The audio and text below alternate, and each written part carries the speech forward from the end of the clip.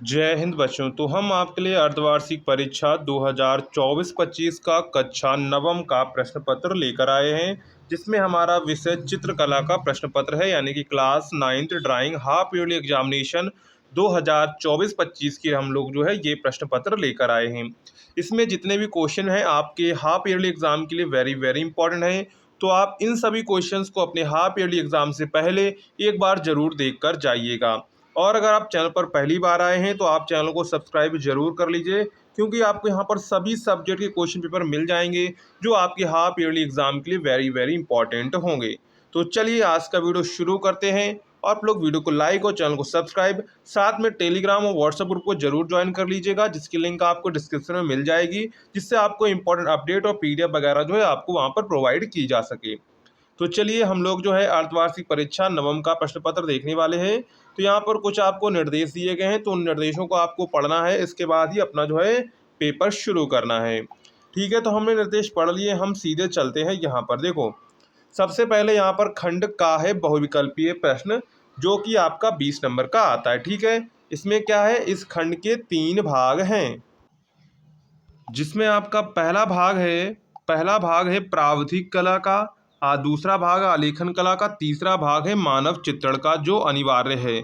यानी कि प्रावधिक कला और आलेखन कला में कोई 10-10 क्वेश्चन आप कर सकते हैं, ठीक है, लेकिन मानव चित्रण सभी को करना है। जो आलेखन करेगा वो भी करेगा, जो प्रावधिक कला है वो भी ये 10 क्वेश्चन करेगा। तो यहाँ पर मानव चित्रण के जो 10 क्वेश्चन है वो आपको अनिवार्य करने हैं, और यहाँ पर प्रावधिक कला और आलेखन कला में आप चूज कर सकते हैं, आप इनमें से कोई एक यहाँ पे कर सकते हैं। ठीक है, अब हम लोग चलते हैं प्रश्नों की ओर। जैसे हमारा सबसे पहला प्रश्न था, समकोण कितने अंश का होता है। क्या पूछा गया था, समकोण कितने अंश का होता है।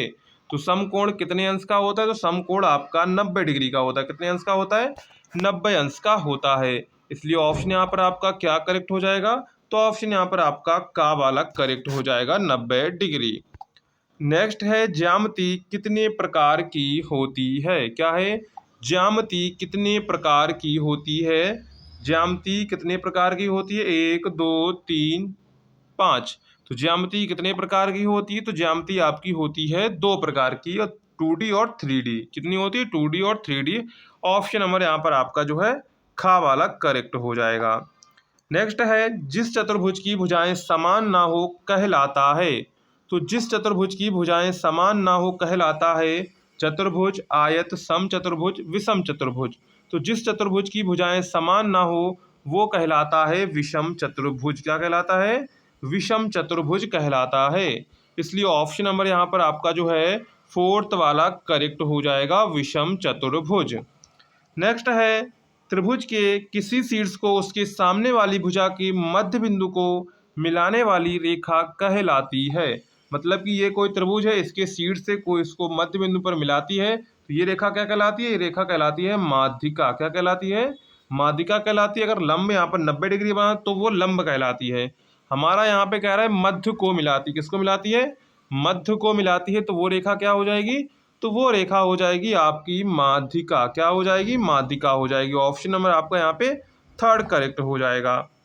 नेक्स्ट है, वृहत कोण कितने अंश का होता है।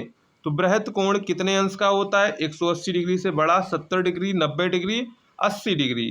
तो यहाँ पर वृहत कोण क्या होता है, तो वृहत कोण जो होता है वो 180 डिग्री से बड़ा होता है। तो यहाँ पर राइट आंसर हो जाएगा ऑप्शन नंबर आपका का वाला, 180 से बड़ा। नेक्स्ट है, वह सीधी रेखा क्या कहलाती है जो चतुर्भुज के सम्मुख कोणों के शीर्षों को मिलाती है।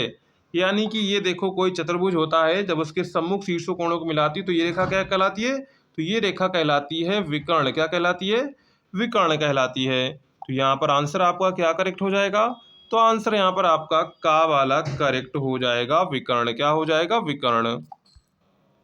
नेक्स्ट है, जिसकी चारों भुजाएं बराबर हों और सभी कोण समकोण हो तो वह कहलाता है। तो बताइए, जिसकी चारों भुजाएं बराबर होती हैं और एक समकोण होता है तो उसे हम लोग क्या कहते हैं, उसे हम लोग वर्ग कहते हैं, यानी कि स्क्वायर कहते हैं। यहाँ पर ऑप्शंस आपको दिए गए थे, आयत, समलंब चतुर्भुज, वर्ग, इनमें से कोई नहीं। तो यहाँ पर राइट आंसर क्या हो जाएगा, तो राइट आंसर यहाँ पर आपका हो जाएगा वर्ग। क्या हो जाएगा, वर्ग। ऑप्शन नंबर आपका यहाँ पे 3rd करेक्ट हो जाएगा।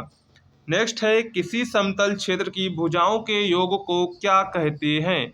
तो किसी समतल क्षेत्र की भुजाओं के योग को क्या कहते हैं? परिमाप, विकर्ण, द्वैत्रिज्य और व्यास। तो यहाँ पर उसको क्या कहते हैं? तो उसको कहते हैं परिमाप। क्या कहते हैं? परिमाप कहते हैं, मतलब कि पेरीमीटर कहते हैं। तो यहाँ पर राइट आंसर क्या हो जाएगा? तो यहाँ पर राइट आंसर आपका हो जाएगा परिमाप। क्या हो जाएगा? परिमाप। नेक्स्ट है, अर्धवृत्त में बना कोई भी कोण सदैव होता है। तो अर्धवृत्त में बना कोई कोण, देखो अर्धवृत्त में कोई भी कोण बनेगा तो वो हमेशा क्या होगा? समकोण होगा। क्या होगा? अर्धवृत्त में बना कोण जो है वो सदैव समकोण होता है। ऑप्शन यहाँ पर आपको दिए गए थे, न्यून कोण, अधिक कोण, समकोण, संलग्न कोण। तो यहाँ पर राइट आंसर क्या हो जाएगा? तो राइट आंसर यहाँ पर हो जाएगा गा वाला समकोण। क्या हो जाएगा? समकोण। नेक्स्ट है, जिस त्रिभुज की तीनों भुजाएं समान होती हैं कहलाता है। तो जिस त्रिभुज की तीनों भुजाएं समान होती हैं, यानी कि तीनों जो भुजाएं हैं, जो तीनों साइड है उसकी क्या है? इक्वल हैं, तो वो क्या होगा? तो वो आपका होगा समबाहु त्रिभुज, यानी कि इक्विलेटरल ट्राइंगल। तो यहाँ पर राइट आंसर क्या हो जाएगा? तो राइट आंसर यहाँ पर हो जाएगा समबाहु त्रिभुज। क्या हो जाएगा? समबाहु त्रिभुज। इसके बाद अथवा में अगर आपको ऊपर वाला नहीं करना है तो आप नीचे वाला कर सकते हैं, यानी कि प्राप्तिक नहीं करना है तो आप आलेखन कला वाला कर सकते हैं। जैसे यहाँ पर पहला प्रश्न था, मुख्य रंगों की संख्या कितनी है? ओस्टवाल्ड के अनुसार आपको बतानी है। 3, 4, 5, 2। तो यहाँ पर मुख्य रंगों की ओस्टवाल्ड के अनुसार संख्या कितनी है? 4 है। कितनी है? 4 है। इसलिए राइट आंसर क्या हो जाएगा? तो यहाँ पर राइट आंसर आपका खा वाला करेक्ट हो जाएगा, 4।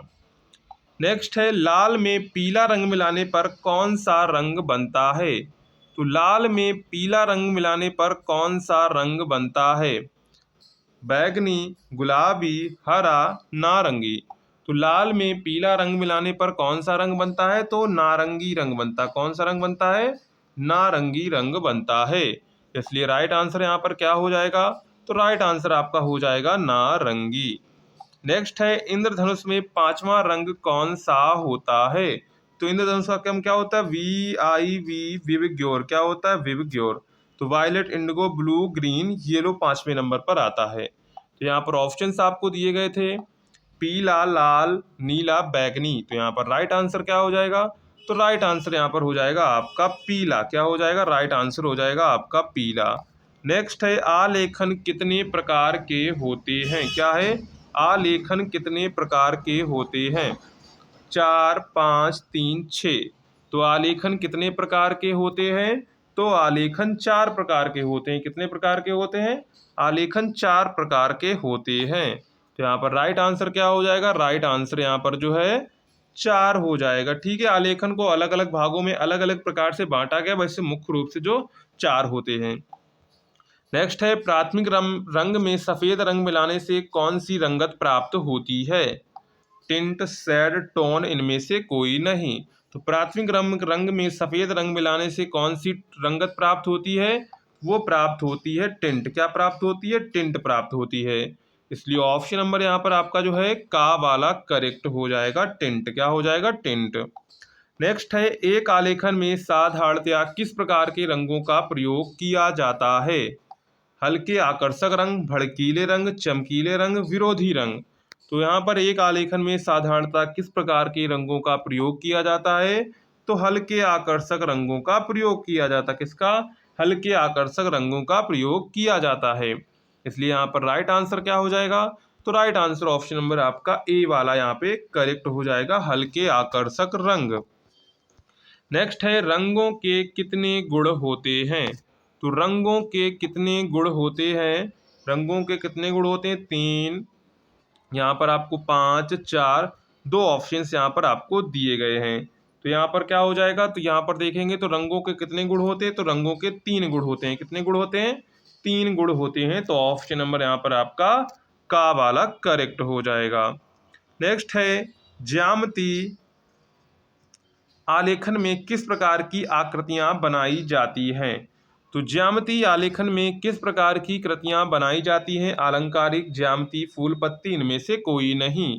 तो ज्यामितीय आलेखन में किस प्रकार की आकृतियां बनाई जाती हैं? तो जियोमेट्रिकल आकृति बनाई जाती है। तो ऑप्शन नंबर यहाँ पर आपका खा वाला करेक्ट हो जाएगा। नेक्स्ट है, आलेखन के कितने तत्व होते हैं?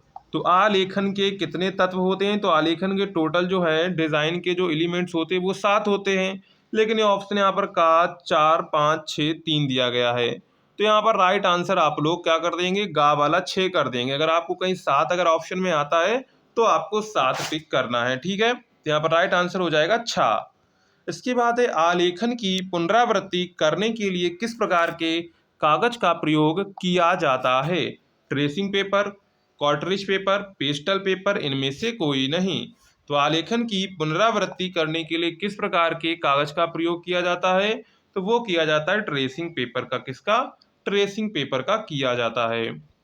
नेक्स्ट है मानव चित्रण अथवा अनिवार्य, यानी कि ऊपर तो 10 वो 10 कर सकते हैं या फिर ये वाले 10 कर सकते हैं, लेकिन जो ये वाले 10 आएंगे ये आपको करना अनिवार्य है। क्या है? ये सभी को करना है। तो यहाँ पर है एक ही रंग से चित्र को पूरा करना कौन सी विधि कहलाती है? द्विवर्णीय, मोनोक्रोम विधि, का व खा दोनों, इनमें से कोई नहीं। तो एक ही रंग से चित्र को पूरा करना कौन सी विधि कहलाती है? तो ये कहलाती है मोनोक्रोम मेथड। कौन सी कहलाती है? मोनोक्रोम मेथड कहलाता है। तो यहाँ पर राइट आंसर क्या हो जाएगा? तो राइट आंसर हो जाएगा मोनोक्रोम मेथड। ऑप्शन नंबर यहाँ पर आपका खा वाला करेक्ट हो जाएगा। नेक्स्ट है मानव चित्रण में मनुष्य के दोनों कंधों की चौड़ाई होती है। तो मानव चित्रण में मनुष्य के दोनों कंधों की चौड़ाई होती है। ऑप्शन दिए गए थे 9 इंच, 12 इंच, 15 इंच, 18 इंच। तो मानव चित्रण में मनुष्य के दोनों कंधों की जो चौड़ाई होती है वो होती है 18 इंच। कितनी होती है? 18 इंच होती है। इसलिए राइट आंसर क्या हो जाएगा? तो राइट आंसर यहाँ पर आपका गा वाला करेक्ट हो जाएगा, 18 इंच। नेक्स्ट है अंत में किसकी सहायता से मानव आकृति को पूर्ण किया जाता है? छाया की सहायता से, प्रकाश की सहायता से, छाया प्रकाश से, उपरोक्त में से कोई नहीं। तो अंत में किसकी सहायता से मानव आकृति को पूर्ण किया जाता है? तो किसकी सहायता से पूर्ण किया जाता है? छाया प्रकाश की सहायता से पूर्ण किया जाता है। तो ऑप्शन नंबर यहाँ पर आपका थर्ड करेक्ट हो जाएगा। नेक्स्ट है हल्की शेडिंग के लिए किस नंबर की पेंसिल का प्रयोग किया जाता है? ऑप्शंस यहाँ पर आपको दिए गए थे HB, 4B, 6B, उपरोक्त सभी। तो हल्की शेडिंग के लिए किस नंबर की पेंसिल का प्रयोग किया जाता है? तो ये किया जाता है HB पेंसिल का। किसका? HB पेंसिल का। ऑप्शन नंबर यहाँ पर आपका का वाला करेक्ट हो जाएगा। नेक्स्ट है हथेली की लंबाई कितनी होती है? तो हथेली की लंबाई कितनी होती है? 7 इंच ऑप्शंस दिए गए थे, 7 इंच, 6 इंच, 4 इंच, 3 इंच। तो हथेली की लंबाई कितनी होती है? तो हथेली की लंबाई होती है 4 इंच। कितनी होती है? 4 इंच होती है। इसलिए यहाँ पर ऑप्शन नंबर आपका जो है थर्ड वाला यहाँ पे करेक्ट हो जाएगा, 4 इंच। नेक्स्ट है चेहरे की तुलना में मानव शरीर की लंबाई कितनी होती है? तो चेहरे की तुलना में मानव शरीर की लंबाई कितनी होती है? ऑप्शंस आपको दिए गए थे 7.5 गुना, 7.2 गुना बड़ी, 5 गुना बड़ी, 7.4 गुना बड़ी। तो कितनी बड़ी होती है? तो ये होती है 7.5 गुना, मतलब कि 7.5 गुना बड़ी। ऑप्शन नंबर यहाँ पर आपका का वाला करेक्ट हो जाएगा। नेक्स्ट है जिनका निर्माण केवल सीधी रेखा से किया जाता है उन्हें क्या कहते हैं? तो जिनका निर्माण केवल सीधी रेखा से किया जाता है उन्हें क्या कहते हैं? ऑप्शंस आपको दिए गए थे stick figure, man figure, plane figure, इनमें से कोई नहीं। तो यहाँ पर जिनका निर्माण केवल सीधी रेखा से किया जाता है उन्हें हम लोग कहते हैं स्टिक फिगर। क्या कहते हैं? Stick figure. Stick figure. तो ऑप्शन नंबर यहाँ पर आपका का करेक्ट हो जाएगा। नेक्स्ट है मानव शरीर संरचना में एक पूर्ण विकसित मनुष्य अपने ही शरीर का कितना गुना लंबा होता है? तो कितना गुना लंबा होता है? 3.5 गुना, 7.5 गुना, 5.5 गुना, और इसके बाद जो है 9.5 गुना। तो कितना बड़ा होता है? तो वो होता है 7.5 गुना। ऑप्शन नंबर यहाँ पर आपका खा करेक्ट हो जाएगा। नेक्स्ट है मानव चित्रण का अध्ययन क्यों आवश्यक है? तो मानव चित्रण का क्यों आवश्यक है, अध्ययन क्यों आवश्यक है? शरीर के अंगों के अनुवातिक ज्ञान के लिए, छाया प्रकाश के लिए, ज्ञान वृद्धि के लिए, उपरोक्त सभी। तो यहाँ पर राइट आंसर क्या हो जाएगा? तो राइट आंसर हो जाएगा ऑल ऑफ एबव, मतलब कि उपरोक्त सभी के लिए। नेक्स्ट है बाल्यावस्था में मनुष्य शरीर सिर का कितना गुना बड़ा होता है? तो बाल्यावस्था में मनुष्य शरीर सिर से कितना गुना बड़ा होता है? ऑप्शन है 2 गुना, 3 गुना, 4 गुना, 5 गुना। तो कितना गुना बड़ा होता है? तो 4 गुना बड़ा होता है। कितना बड़ा होता है? 4 गुना बड़ा होता है। तो ऑप्शन नंबर यहाँ पर आपका जो है थर्ड वाला यहाँ पे करेक्ट हो जाएगा, 4 गुना। ठीक है, ये हमारे जो है पूरे 20 ऑब्जेक्टिव क्वेश्चंस हो जाते हैं। इसके बाद हम लोग चलते हैं सेक्शन बी, खंड का प्रावधिक कला, जो को हम लोग टेक्निकल आर्ट कहते हैं। क्या कहते हैं? टेक्निकल आर्ट कहते हैं। इसमें क्या करना है, देखो प्रश्न क्या कह रहा है। प्रश्न नंबर 21, निम्नलिखित में से किन्हीं 3 प्रश्नों को हल करें। अक्षर आलेखन के प्रश्न अनिवार्य हैं, यानी कि अक्षर आलेखन वाले प्रश्न अनिवार्य हैं और उनमें से आपको 3 करना है। जैसे पहला है, एक समकोण काखा के 3 बराबर भाग करिए। इसके बाद इसी में आपको दूसरा दिया गया है, किसी निर्दिष्ट लंबाई की 2 रेखाओं 3 सेंटीमीटर से 2 सेंटीमीटर का ज्यामिति रचना द्वारा मध्य अनुपाती ज्ञात कीजिए। नेक्स्ट है, एक समबाहु त्रिभुज की रचना कीजिए जिसका आधार 3 सेंटीमीटर है तथा ऊंचाई 4 सेंटीमीटर है। नेक्स्ट है, ज्यामिति विधि से 1 इंच या 2.5 इंच सेमी के ऊंचाई में छापे वाले अक्षरों में ब्लॉक लेटर में निम्नलिखित शब्द को हिंदी अथवा अंग्रेजी में लिखें। इसको क्या करना है, आपको आलेखन अथवा डिजाइन को इंग्लिश में लिख सकते हैं या फिर हिंदी में लिख सकते हैं। विधि आपको दी गई ज्यामिति विधि से 1 इंच या 2.5 इंच सेंटीमीटर में। ठीक है, इसके बाद इंग्या में आपको दिया गया है, नीचे दिए गए वाक्य को तिरछी परछाई में इटैलिक प्रिंटिंग में 1 सेंटीमीटर की ऊंचाई में लिखिए। अंधेरे में भी आशा की किरण होती है। Every saver cloud has silver lining. तो यहाँ पर इसको क्या करना है, यहाँ पर देखो जो लेटर वाले हैं वो तो आपको करना ही है। ठीक है, ये तो आपको करना ही है। क्या लिखा, ऊपर लिखा हुआ है अक्षर लेखन का के प्रश्न अनिवार्य हैं। इसके बाद आपको किन्हीं 3 को करने, 2 तो अक्षर के हो गए, इनमें से आप एक चूज कर सकते हैं। ठीक है, इनमें से आपको जो एक करना है वो आप कर सकते हैं, और अक्षर लेखन वाले हैं वो अनिवार्य हैं। इसके बाद आता है आलेखन। अथवा में अगर आपको ज्यामिति नहीं करते तो आप आलेखन कर सकते हैं। अथवा में आपको दिया गया है, 7.5 सेंटीमीटर की त्रिज्या में किसी भारतीय फूल जैसे कमल या सूर्यमुखी पर आधारित आलेखन बनाकर किन्हीं 3 जल रंगों द्वारा पूर्ण करें। निर्देश है, आलेखन बनाते समय निम्नलिखित बिंदुओं पर ध्यान दीजिए। सबसे पहला बिंदु है आपका इकाई की मौलिकता, लयात्मक आलेखन, इसके आपको 5-5 नंबर मिलेंगे। उत्तम रंग योजना, सामान्य प्रभाव एवं आकर्षण। तो इस प्रकार आपका जो है ये पूरा होगा जाके क्वेश्चन। इसके बाद खंड ग आता है, जो आपका मानव चित्रण होगा। क्या होगा? मानव चित्रण होगा। ये सभी को करना होगा, चाहे ऊपर वाले आप कोई ऑप्शन चूज करते हैं, ये तो आपको करना पड़ेगा। जैसे पहला यहाँ पे, निम्नलिखित में से किसी एक पर एक वर्णीय चित्रांकन कीजिए जो विषयवार पृष्ठभूमि के अनुकूल हो। चित्र में केवल पेंसिल या चारकोल का ही प्रयोग करें। स्कूल जाते हुए बच्चे, पूजा करती हुई स्त्री, किसान, सफाई वाला। तो यहाँ पर आप क्या कर सकते हैं, चारों में से आपको कोई एक का ड्राइंग यहाँ पे बनाना है। क्या करना है, कोई एक का ड्राइंग यहाँ पे आपको बनाना है। इसके बाद है, निम्नलिखित बातों पर यहाँ पर आपको ध्यान रखना है। क्या ये बातें दी गई, विषयवार इकाई की मौलिकता, रेखांकन एवं अनुपात, अंशों का उचित आकार, अंकों का उचित संतुलन। ठीक है, तो इस प्रकार आपका जो क्लास 9th का जो ड्राइंग का पेपर है वो हो जाता है। तो इस प्रश्न पत्र को आपको पूरा एंड तक आपने देखा है तो आप चैनल को सब्सक्राइब, वीडियो को लाइक कर दीजिएगा। और जो है ये क्वेश्चन पर आपके एग्जाम के लिए इंपॉर्टेंट है, तो आप इसे सारे प्रश्नों को याद कर लीजिएगा। मिलते हैं नेक्स्ट वीडियो में, तब तक के लिए जय हिंद बच्चों।